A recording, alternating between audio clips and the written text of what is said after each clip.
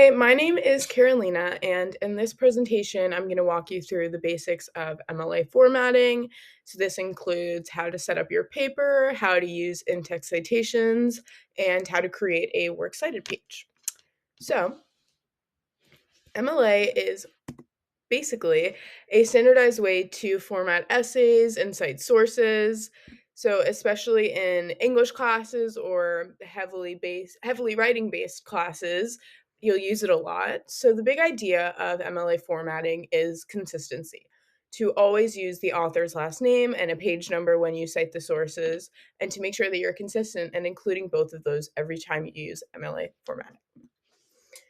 So, to set up the paper, when you start a new essay, first you have to just make sure that you have the basics. That you have Times New Roman, which is usually what you'll use, that you have a 12-point sized font, that everything is double spaced, and that you have a 1-inch margin all around the paper.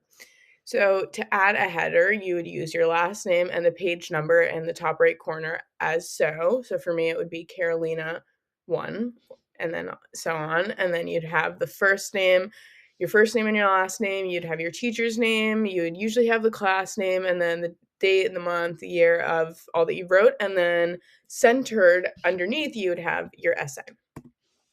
So an example of an MLA heading would be this. So you don't need a title page in MLA. You just have to put your name, your professor's name, the course, and the date in the left corner where the box is. And then you would center the essay below it, as I said, and then everything else would be formatted like that. So what are in-text citations? So usually, or all the time, they're just to show exactly where the information came from. They're short. They always have the author's last name and the page number, as so in the example. So it would be Smith 45. So you kind of just have to think of it as a mini address for each of your sources, and all of them have an address. So, some examples of in-text citations.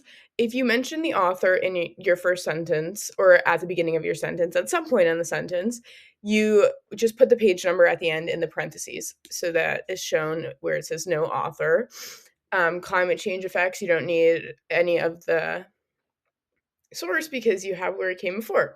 If you do have the author, then you would put the author and the page number. And also just make sure that your in-text citations match what is in your works cited page. So the works cited page, it lists every single source that you use. So you started on a new page, you title it works cited. You don't have to bold, you don't have to underline, you just have to alphabetize your sources all throughout the page by the author's last name. And don't forget to use a hanging indent for every entry. So, common usages of works cited would be in a book. So, you'd use the last name, the first name, title of the book, etc.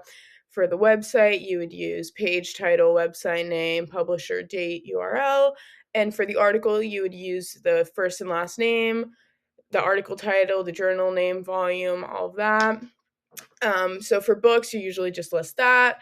Same with websites, same with the journal, and Purdue OWL has some great step-by-step examples to use this, which is what we use to get a lot of our information, so it's very helpful.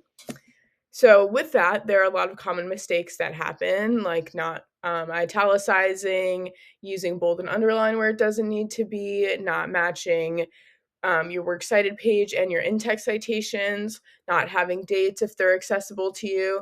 So it's just important to watch out for these because in MLA, the tiny details do matter and they keep your paper looking consistent and professional. So it's just very important to make sure you're doing this clearly, concisely, very carefully. And some tips and resources for MLA are double check before submitting.